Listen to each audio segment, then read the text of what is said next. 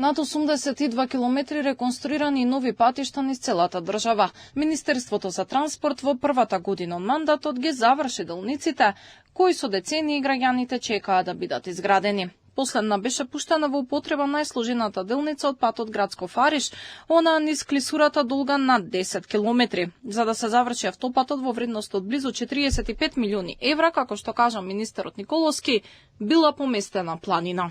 Буквално планина се помести за да се изгради овој експресен пат и да е безбеден, што е многу значајно.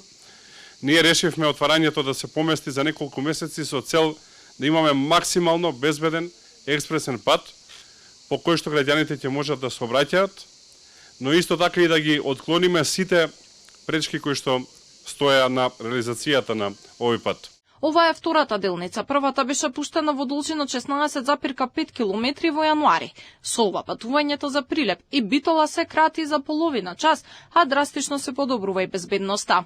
Најавата е дека до крајот на 2027 година ќе има автопат и од Прилеп до Битола. Експресен пат сега има и меѓу Страцин и Крива Паланка. Долг речиси 26 км.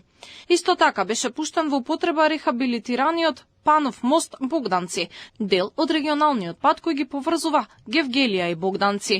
Минатиот месец, после цели 4 децении, конечно се рехабилитираше магистралниот пат Охрид-Светинаум во должина 24,3 км. Овој патен правец е од исклучителна важност, бидејќи представува патна врска со Албанија и од особена важност за развојот на туризмот.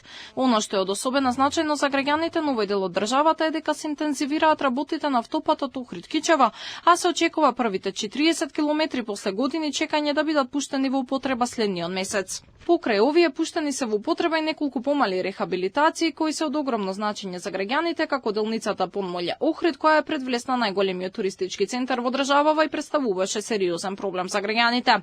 За споредба, претходната влада, која критикува дека моментално владата се фалила со нивни проекти, за 7 години владење не довршени еден значаен проект покрај рекордното задолжување. Мандатот го почна Соро и Чочек, во тунел со Зурли и Тапани го прослави отворањето на делницата Демир Капија Смоквица, пат направен од нивните претходници.